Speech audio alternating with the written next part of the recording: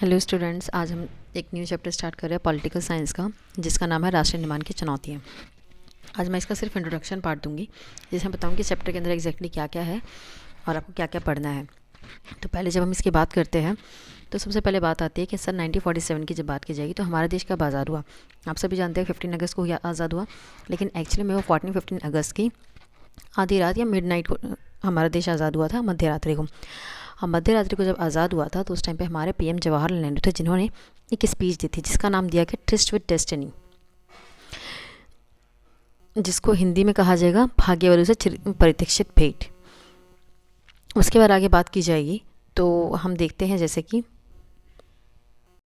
उसके बाद इसमें कुछ खास इंपॉर्टेंट नहीं रह जाता है।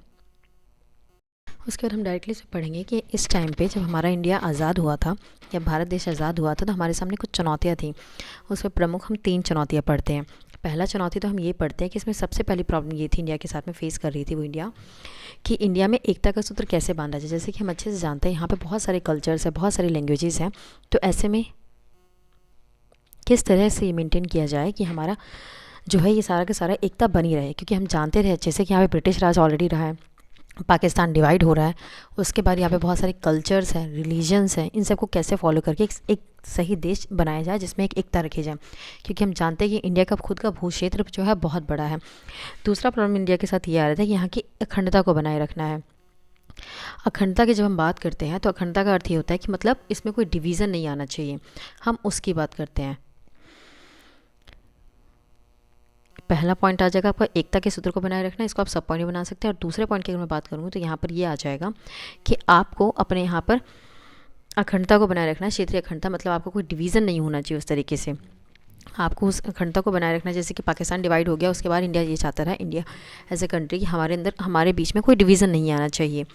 उसके बाद नेक्स्ट पॉइंट की अगर हम बात करेंगे तो हमारे पास ये प्रॉब्लम आ रही थी कि लोकतंत्र को कायम कैसे किया जाएगा। क्योंकि लोकतंत्र को कायम करने में एक चुनौती थी। इंडिया स्टार्टिंग चाहता था कि हम एक डेमोक्रेटिक कंट्री बनकर रहें, और ऐसे में ज़रूरी हो जाता कि हमारे पास डेमोक्रेसी रहती है। डेमोक्रेसी के लिए ज़रूरी था कि सबका जो है उसमें पार्टिसिपेशन होना चाहिए। सेकंड पॉइंट तो आपका ये आ जाएगा कि लोकतंत्र को कायम रखना है।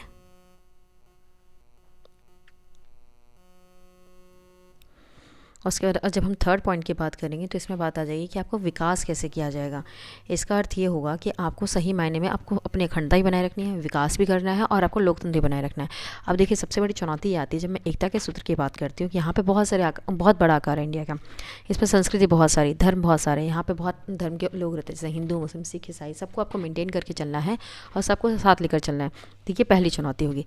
दूसरी चुनौती जब हम बात करेंगे तो ये आती है लोकतंत्र को कायम करना है, जिसका मतलब यह है कि आपको सभी लोकतंत्र के मूल्यों को लेकर चलना पड़ेगा। लोकतंत्र का मूल्य, पहला मूल्य ही यही कहता है कि आपको सबको समानता देनी पड़ेगी, सभी धर्मों को समान अधिकार देना पड़ेगा और सभी को अपने लोकतंत्र की भागीदारी में इन्वॉल्व करना पड़ेगा, शामिल करना पड़ेगा। तो इसी को इंश्योर करने के लिए, गारंटी के लिए हमारे संविधान में आपने देखा होगा कि मौलिक अधिकार दिए गए हैं। मौलिक अधिकार क्या कहता है कि आप सभी को समान मानेंगे, सबको जो है कार्य करने का अधिकार होगा, किसी के साथ भेदभाव नहीं करेंगे, आप कहीं भी आ जा सकते हैं। तो ऐसे हमारे कुछ मौलिक अधिकार है जो हमको दिए गए हैं, जो कि लोकतंत्र को बनाए रखने के लिए महत्वपूर्ण भूमिका अदा कर रहा है। इसके बाद एक थर्ड पॉइंट हमारे साथ था कि हमें विकास मेंटेन रखना था। विकास का अर्थ ये हो जाएगा कि आपको इन सारी चीज़ों को लेते हुए सभी समुदायों का विकास करना। आप किसी एक तबके के विकास की बात नहीं कर सकते हैं, आपको सबको साथ में लेकर चलना। और ये ज़रूरी था क्योंकि एक लोकतांत्रिक देश अगर आप बनाना चाहते हो तो एक सबसे न्यूनतम वैल्यू है, मूल्य है जो आपको रखने पड़ते हैं अपने साथ में। इसके बाद अगर हम बात करेंगे तो इसमें कुछ खास नहीं है, बस आपको ये याद रखना पड़ेगा कि हमारा देश कब आज़ाद हुआ। तो आप लिखेंगे कि हमारा देश जो है 15 अगस्त की मिडनाइट को आज़ाद हुआ। और इसमें क्या इंपॉर्टेंट था, जवाहरलाल नेहरू ने जो पहला जो अपना स्पीच या भाषण दिया था उसे कहा जाता है भाग्यवधू से परितीक्षित भेंट, या फिर इंग्लिश में लिखा जाएगा ट्रस्ट विद डेस्टिनी। उसके बाद पूछा जाएगा कि अच्छा आपका कॉन्स्टिट्यूशन या संविधान कब बना, तो आप लिखेंगे 26 नवंबर 1949 को हमारा संविधान बनकर तैयार हुआ था। लागू करने की बात नहीं कर रही हूँ मैं, मतलब कि 26 नवंबर 1949 को जो है हमारा कॉन्स्टिट्यूशन क्या हुआ, सिर्फ बना है अभी। और जब मैं कहूँ कि लागू कब किया गया, इम्प्लीमेंटेशन कब से शुरू हुआ, तब आप लिखेंगे 26 नवंबर 1950 को। तो आपको इन दोनों चीज़ों को इसमें याद रखना पड़ेगा अभी तक के लेक्चर में। इसके बाद बात की जाए, नेक्स्ट आपका आता है यहाँ से विभाजन, विस्थापन और पुनर्वास। तो इसकी जब बात की जाती है इसमें कुछ भी खास नहीं पढ़ना है आपको, इसमें सिर्फ ये देखना है कि मुस्लिम लीग ने जो है पहली बार मांग उठाई थी द्विराष्ट्रीय सिद्धांत की, जिसके तहत वो ये कहते थे कि जो समान धर्म के लोग हैं उनको एक साथ रहना चाहिए, जिसमें मुख्यतः जो है वो उसकी बात करते हैं, मुस्लिम धर्मों की बात करते हैं, उनके हित की बात करते हैं। उनका ये मानना था कि जब तक इंडिया के साथ पाकिस्तान है, जस्ट 1947 से पहले की ही बातें उठती है, ये बहुत स्टार्टिंग से बात नहीं थी, जिन्ना ने ये वाली बात उठाई थी। तो उन्होंने कहा कि जब तक अगर पाकिस्तान हमारे साथ मुस्लिम साथ में है, जिसका मतलब यह है कि हिंदू के साथ मुस्लिमों का विकास हो ही नहीं सकता है, इसलिए ज़रूरी है कि उनको जो है हम विभाजित कर दें और अलग अलग कर दें। लेकिन विभाजन सिर्फ कर देने से सब कुछ नहीं हो पाता ना, उसमें कुछ समस्याएँ आ रही थी इंडिया को। तो पहली समस्या यही पूछी जाती है कि अच्छा इसमें दिक्कतें क्या थी। तो जब हम पहले की बात करते हैं तो पहली समस्या तो हमारी ये उठकर आती है कि हमारा जो भूभाग है काफ़ी बड़ा है, और उसमें इन्होंने कहा कि हमें धर्म के आधार पर विभाजन करना है। धर्म के आधार पर अगर हम विभाजन करने की बात करेंगे तो यहाँ पे धार्मिक बहुसंख्या कहीं ऑलरेडी है। चलो मान लिया कि यहाँ पे हिंदूज़ काफ़ी है, मुस्लिम्स काफ़ी है, लेकिन वो कहीं भी एक जगह एक जैसी जगहों पे नहीं है। उनमें भी डिविजन्स अलग अलग तरीके से है। मतलब कि जो ऐसा नहीं है कि एक ही जगह पे सारे मुस्लिम हैं, आपको उनको डिवाइड करके अलग कर सकते हैं, नहीं, ये वाली समस्या नहीं थी। हमारे साथ समस्या ये थी कि एक भी जगह ऐसी नहीं थी जहाँ पे मुस्लिम बाहुल्य हो या फिर हिंदू बाहुल्य जिसको आप अलग कर सकते हैं। तो ऐसे में ही हमारे पास प्रश्न उठता है कि हम विभाजन कैसे करें, क्योंकि हमने ये देखा कि मुस्लिम बाहुल्य जिससे हम बात करते हैं, तो ब्रिटिश इंडिया के टाइम पे क्या हुआ, बहुत सारे ऐसे इलाके थे जहाँ पे मुस्लिम रहते हैं। लेकिन जैसे हम बात करते हैं पश्चिमी पाकिस्तान और पूर्वी पाकिस्तान की बात करते हैं, पूर्वी पाकिस्तान की जब हम बात करेंगे अभी का बांग्लादेश है, तो उस टाइम पे आप जब देखेंगे कि बांग्लादेश का जो पार्ट है वो वहाँ पे मुस्लिम बाहुल्य थी। फिर यहाँ पे पंजाब की साइड जो भी वर्तमान में पाकिस्तान है वहाँ पे भी मुस्लिम बाहुल्य थे। तो हम देखते हैं कि यहाँ पर ही हमारे मुस्लिम्स हैं, अब बीच में हिंदू है, तो ऐसे में डिवीज़न कैसे किया जाएगा। समस्या, मेन समस्या इंडिया में ये आ रही थी। और ऐसा नहीं है कि जब ये कहा गया मुस्लिम लीग के द्वारा कि हमें डिवीज़न चाहिए तो सबके सब डिवीज़न चाहते थे। जैसे कि खान अब्दुल गफ़ार खान की अगर हम बात करें, वो उनको कहा जाता है सीमा प्रांत के सीमा, इनको कहा जाता है सीमांत गांधी के नाम से नाम जाना जाता है। ये क्वेश्चन पूछा जाता है कि सीमांत गांधी किसे कहा जाता है, तो सीमांत गांधी खान अब्दुल गफ़ार खान को कहा जाता है। इन्होंने कभी भी नहीं कहा कि हमें विभाजन चाहिए। ये हमेशा से कहते हैं कि विभाजन नहीं होना चाहिए, कि विभाजन से बहुत सारी समस्याएं उत्पन्न हो सकती हैं। क्योंकि ये तो सिंपल सा लॉजिक है कि अगर इंडिया या फिर कोई भी कंट्री डिवाइड होगी तो वहाँ के अल्पसंख्यकों का क्या होगा, माइनॉरिटीज़ की बात की जाएगी तो उनका क्या होगा, क्योंकि उनके लिए माइनॉरिटीज़ को भी तो आपको जगह देनी पड़ेगी ना। और ऐसा तो हो नहीं सकता कि आप कितने भी अच्छे से कहें कि नहीं हमें सिर्फ एक ही धर्म चाहिए, वहाँ पर सिर्फ एक ही धर्म का व्यक्ति रहेगा, वहाँ पर हर धर्म के व्यक्ति रहेंगे।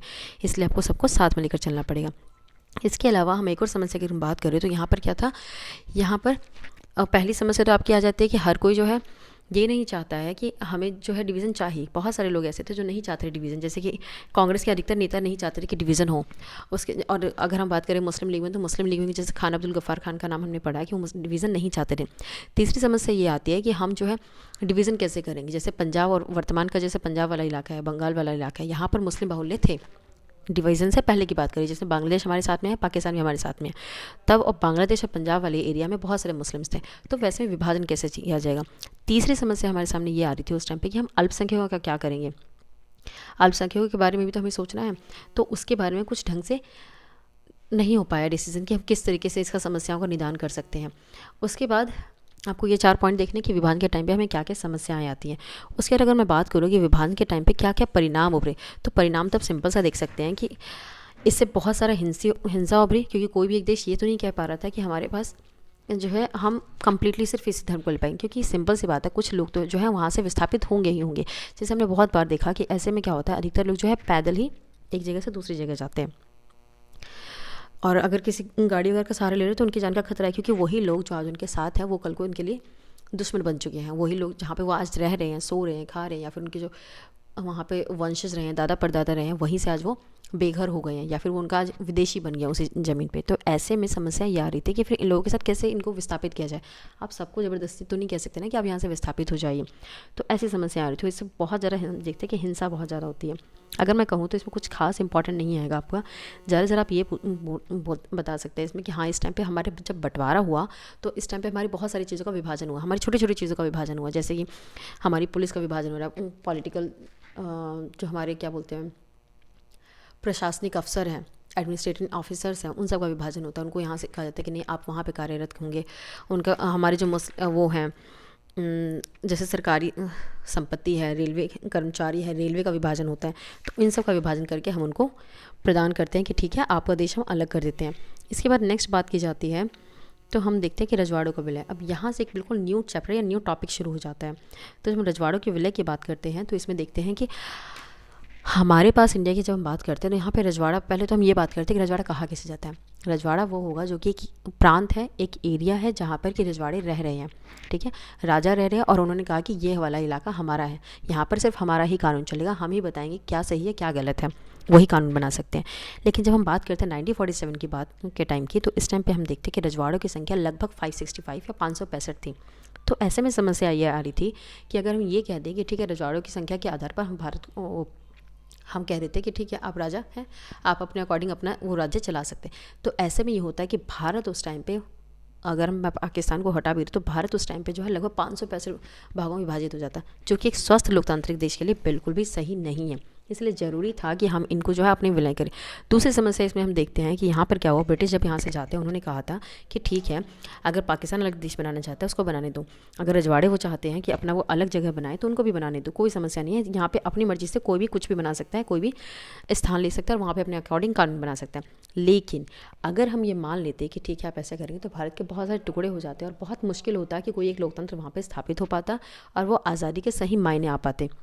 इसलिए ज़रूरी था कि हम जो है इनको मिलाएं। मिलाने की प्रक्रिया में हम देखते हैं कि अच्छा ठीक है अगर हम उनको मिलाना चाहते हैं तो फिर हम उससे कैसे मिलाएंगे, क्या कैसे होगा। तो हम क्या करते हैं उनसे हस्ताक्षर लेते थे कि ठीक है अगर आप हमें इन्वॉल्व होना चाहते हैं आपको इसमें साइन करना पड़ेगा। साइन करने के क्रम में फिर वो हमारे पास साइन हो जाएंगे, हमारे से इंडिया से इन्वॉल्व हो जाएंगे। और जब हम बात करते हैं कि साइन करनी है तो साइन किस पे किए जाएंगे, ये किए जाते थे, इसको क्या कहा जाता है उस पेपर को, उसको कहा जाता है विलय पत्र। विलय पत्र आपको याद रखना पड़ेगा, वो इंपॉर्टेंट टॉपिक है। मैं हर टॉपिक को छोटा छोटा करके डिवाइड करके अच्छे से पढ़ाऊंगी, इसके लिए परेशान ना होना आप। उसके बाद बात करें कि सरकार का नज़रिया क्या था। सरकार ये कहती थी कि ठीक है रजवाड़ों को विलय हम कर देंगे, हम करना चाहते हैं इवन, लेकिन रजवाड़े क्यों एग्री होंगे आपके साथ विलय करने के लिए। तो इंडियन गवर्नमेंट जिसमें मेनली जो हमारी जो प्रमुख भूमिका अदा करते हैं वो करते हैं सरदार वल्लभ भाई पटेल। वो उन्होंने ही सारा मेन काम किया कि सारे रजवाड़ों को अपने में इन्वॉल्व किया। तो उन्होंने रजवाड़ों को ये कहा कि देखिए अगर आप भारतीय संघ में शामिल होंगे तो हम अपना रुख लचीला रखेंगे। लचीला का अर्थ ये हुआ कि जब आप जो कहेंगे हम उसको मान लेंगे जहाँ तक पॉसिबल होगा। सेकेंड उन्होंने कहा कि हम आपको जो है ज़्यादा स्वायत्ता देंगे। उन्होंने स्वायत्ता देने की बात करी। तो स्वायत्ता से फ़र्क पड़ता है। स्वायत्ता का जब हम बात करते हैं स्वायत्ता का अर्थ क्या होता है, स्वायत्ता का अर्थ ये होता है कि हम आपको ज़्यादा से ज़्यादा पावर्स देंगे। मतलब अगर आप ये कहते हैं कि ठीक है हमें अभी इलेक्शन नहीं कराने हैं, हम अभी इलेक्शन नहीं कराना चाहते, इवन जैसे हम बात करते हैं जम्मू कश्मीर की, तो जम्मू कश्मीर आर्टिकल 370 हटने से पहले की मैं बात कर रही हूँ, उसमें क्या था जम्मू कश्मीर को जब स्वायत्ता अधिक मिली हुई थी, वहाँ पे कोई भी कानून लागू होना है तो उनके वहाँ पे उनके पार्लियामेंट में अलग से पास होता रहा, वहाँ पे उनके पास अपना कॉन्स्टिट्यूशन था। तो इंडियन गवर्नमेंट ने बस ये कहा था कि हम स्वायत्ता देंगे, उन्होंने ये नहीं कहा था कि हम किस प्रकार की स्वायत्ता देंगे, तो वो उनकी मर्जी थी उस टाइम पे। उसके बाद प्रश्न ये उठता था, एक और बात ये थी कि अगर वो राज्य जैसे ही कह दे कोई प्रांत की नहीं हमें अलग ही रहना है, तो आप ये सोचिए जैसे हम हैदराबाद का एग्जांपल लेते हैं, हैदराबाद ने काफ़ी टाइम तक ये कहा कि हम अलग ही रहेंगे, हमें इन्वॉल्व नहीं होना आप में। तो इसमें समस्या ये आ रही थी कि अब उसकी सारी बाउंड्रीज तो इंडिया से टच होती है चारों साइड से।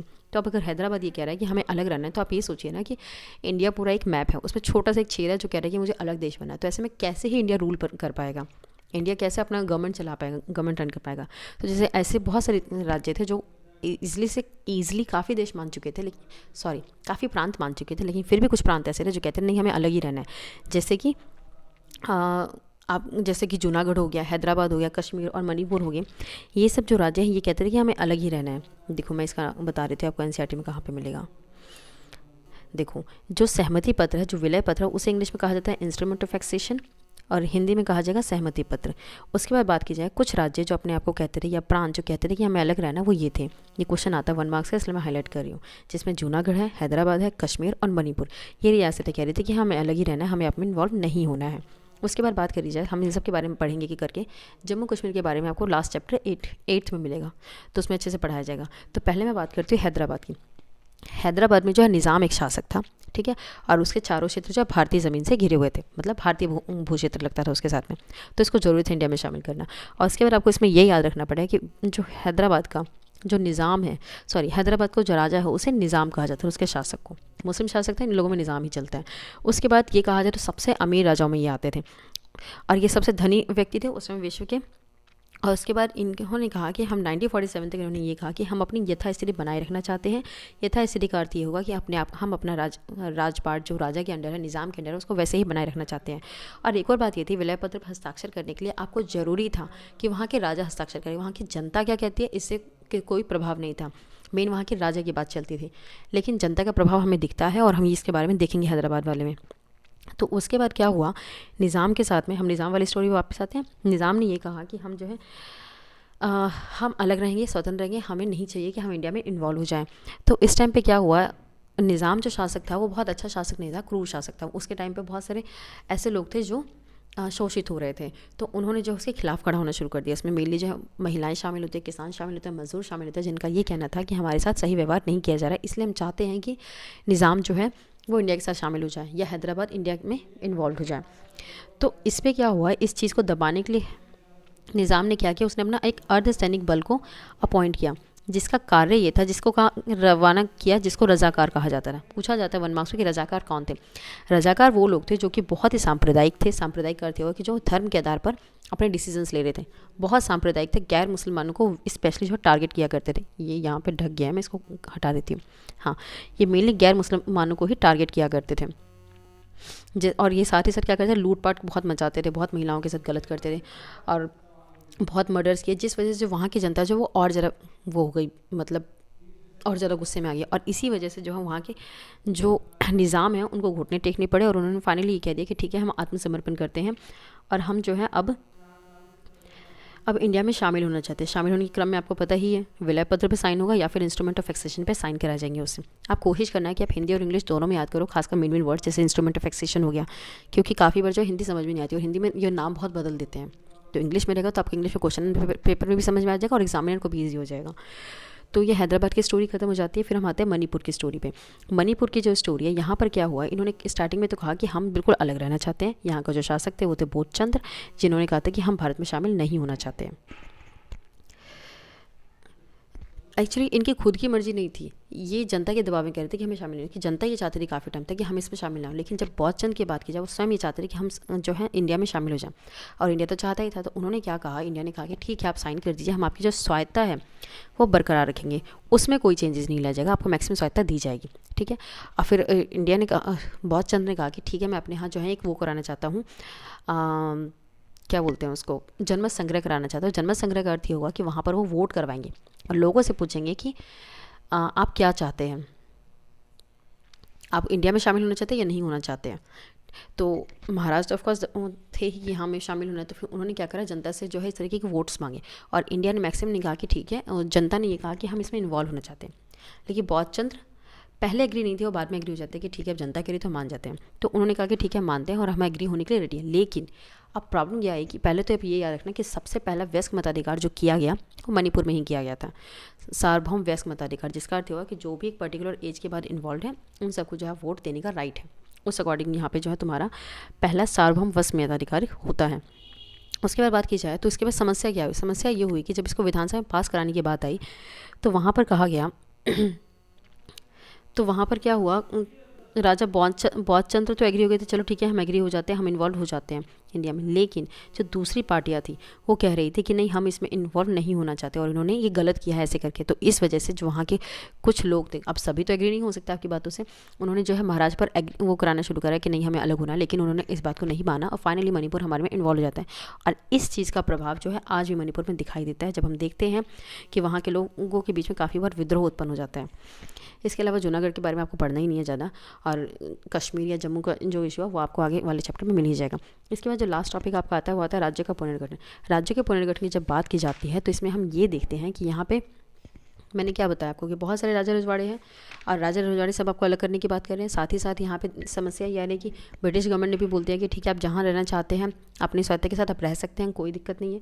तो इसमें डिविजन्स बहुत ज़्यादा थे, लेकिन इंडिया ने फिर भी सबको शामिल करा। और लेकिन इंडिया के साथ समस्या भी थी कि वो ये चाहती थी कि हम जो है हम इस तरीके से अपना विभाजन करें कि उसमें सांस्कृतिक बहुलता रहे, राष्ट्रीय एकता भी खराब ना हो, क्योंकि एक लोकतंत्र के लिए बहुत ज़रूरी चीज़ है। अगर आप बहुत सारे डिविजन्स कर देंगे तो बहुत ज़्यादा चांस है कि वहाँ पर एकता खत्म हो सकती है और उसी एकता को मेंटेन रखना बहुत ज़रूरी है, ठीक है। तो ये भाषा और सांस्कृतिक एकता इंडिया बनाए रखना चाहते थे। इंडिया को ये लग रहा था कि हम कैसे स्टेट्स का डिवाइड करें या स्टेट्स बनाएं कि वहाँ पर ये सारी चीज़ें रिफ्लेक्ट हो, उनको फ़र्क ना पड़े। क्योंकि उनको ऐसा लग रहा था कि हम राज्य धर्म के आधार पर अगर हमने स्टेट्स का डिवीज़न कर दिया तो बहुत ज़्यादा चांस है कि वहाँ पर वैसे ही संप्रदाय उत्पन्न हो जाए, सांप्रदायिक मतभेद उत्पन्न हो जाएगा, जैसे कि पाकिस्तान में उत्पन्न हुआ था पहले। तो इसको ख़त्म करने की ज़रूरत थी। उन्होंने इसके लिए सोचा कि भाई कैसे काम किया जाए। तो इसी वजह से इंडिया काफ़ी टाइम तक तो ये डरता रहा कि वो कैसे करेगा। लेकिन आप ये देखिए ना कि जब इंडिया जस्ट डिवाइड हुआ तो वहाँ पे बहुत मतलब देशों का बंटवारा, आई मीन स्टेट्स जो थे बहुत कम थे। तो इतने बड़े बड़े क्षेत्रों को संभाल पाना किसी भी एक सीएम के लिए आप सोच सकते हैं कितना मुश्किल होगा। तो इसी वजह से उसको विभाजन करना भी ज़रूरी था। तो नागपुर अधिवेशन में ये डिसाइड किया कि ठीक है, हम इंडिया ठीक है, हम कुछ छोटे छोटे डिवीजन्स करेंगे, लेकिन वो डिवीजन्स किस आधार पर किए जाए, कैसे किए जाए, इस पर प्रश्न उठता है। क्योंकि किसी भी एक सुश्रित क्या बोलते हैं, सही तरीके से प्रशासनिक व्यवस्था को चलाए रखने के लिए ज़रूरी था कि राज्य का विभाजन उस तरीके से किया जाए। तो इसके प्रश्न ये आता है कि भाषा के आधार पर किया जाए, धर्म के आधार पर किया जाए, या कोई और आधार लिया जाए। तो भाषा के आधार पर मैंने आपको बता दिया क्या समस्या थी। धर्म के आधार पर भी सेम समस्या उत्पन्न हो सकती थी, सांप्रदायिक दंगे हो सकते थे। तो फाइनली क्या हुआ, इस टाइम पे जब ये डिसीजन चल ही रहा था, तभी आंध्र प्रदेश, जो कि बहुत बड़ा एरिया है आंध्र प्रदेश में, अभी उस टाइम का जब मैं आंध्र प्रदेश देखूँ तो उसमें मद्रास प्रांत में बात करते हैं। तो मद्रास प्रांत में जो मेनली तमिलनाडु इन्वॉल्व है, आंध्र प्रदेश इन्वॉल्व है, बहुत बड़ा एरिया आ जाता था। तो ऐसे में ज़रूरी था कि उसको डिवाइड करना ज़रूरी भी हो गया था। तो इन लोगों ने क्या किया, इन लोगों ने कहा कि आंध्र आंदोलन के नाम से इन्होंने एक आंदोलन चलाया। आंदोलन इन्होंने कहा कि जो तेलुगु भाषी लोग हैं उनको अलग कर दिया जाए हमसे, और उसका नाम दिया जाएगा तमिलनाडु। हाँ, ये रहा आज के तमिलनाडु आंध्र प्रदेश थे, इसमें कुछ हिस्से। उन्होंने कहा कि तेलुगु भाषी को अलग करके जो है एक नया राज्य बनाया जाए जिसको आंध्र प्रदेश नाम दिया जाए। इन्होंने ये मांग उठाई, और इस मांग को किसने माना, कौन इसके फेवर में आया, कौन इसका लीडर था। तो इसका जो लीडर था, इसको आपको याद रखना पड़ेगा, इंपॉर्टेंट टॉपिक है कि इसका जो साथ दिया है वो दिया है पोट्टी श्रीरामुलु ने। इनका नाम इंपॉर्टेंट है। ये कांग्रेस के ही थे, और इन्होंने कहा कि ठीक है, हम जो है अलग से तमिलनाडु चाहते हैं, और इसीलिए हम जो है ये मांग रख रहे हैं। लेकिन मांग को माना नहीं गया। ऑफकोर्स इन्होंने क्या करा, अनिश्चितकालीन भूख हड़ताल पर बैठ गए, और इनकी भूख हड़ताल लगभग 56 दिनों तक चली, 56 डेज तक। आफ्टर दैट जो क्या हुआ, उनकी डेथ हो गई, मृत्यु हो गई, जिसकी वजह से जो उनसे जुड़े हुए लोग थे उनका जो गुस्सा था और ज़रा भड़क गया। और इंडियन गवर्नमेंट उस टाइम पे अभी तक यही सोच रही थी कि भाई कैसे इसको कंट्रोल किया जाए, हम सच में भाषा के आधार पर डिवाइड करें या ना करें, क्योंकि कन्फ्यूज़न तो था इन लोगों के बीच में। और बहुत सारे जो इस वजह से बहुत सारे मद्रास के जो विधायक थे वो भी विरोध में खड़े, उन्होंने इस्तीफा दे दिया। उन्होंने कहा कि नहीं, डिवीज़न तो हमें चाहिए आंध्र प्रदेश का। तो फाइनली 1952 में जो है आंध्र प्रदेश का विभाजन किया जाता है। ये इसको याद करें ना, ये 1 मार्क्स से कन्फर्म पूछा जाता है। 1952 में दिसंबर में आंध्र प्रदेश का विभाजन हुआ और इसको अलग राज्य बनाने की घोषणा कर दी गई। तो ये पूछा जाता है क्वेश्चन कि पहला जो था जो राज्य विभाजित हुआ इंडिया से, वो था भाषाई आधार पर विभाजित होने वाला प्रथम राज्य कौन सा था। तो आप लिखेंगे 1952 में विभाजित होने वाला प्रथम राज्य आंध्र प्रदेश था, जो भाषाई आधार पर विभाजित हुआ था। दूसरी बात ये आती है, यहाँ पे प्रश्न ये उस तरीके से बनता है कि अच्छा ये बताइए कि विभाजन कैसे हुआ, किसने किया। तो विभाजन जो किया गया वो राज्य पुनर्गठन आयोग के द्वारा किया गया था। वो उसकी स्थापना जो है 1953 में की जाती है, और उन्होंने ही कहा कि ठीक है, भाषा के आधार पर हम विभाजन कर सकते हैं। तो फाइनली इस आधार पर जो पूरा भाषा के आधार पर राज्य का विभाजन होता है, तो आपको ये सारी चीज़ें इंपॉर्टेंट है, सारी चीज़ें पढ़नी है। और ये सिर्फ एक इंट्रोडक्शन पार्ट है। अगर आप इतना ही पढ़ लेंगे तो आप ऑफकोर्स काफ़ी कुछ लिख पाएंगे अपने आंसर्स में। तो आपको इस चीज़ पर ध्यान देना होगा। बाकी अगर आपको कंटेंट पसंद आए तो kindly like, share and subscribe कर दें, और मेरे साथ जुड़े रहें। मैं कोशिश करूँगी मैं सारे चैप्टर्स कंप्लीट करूँ। Thank you, bye.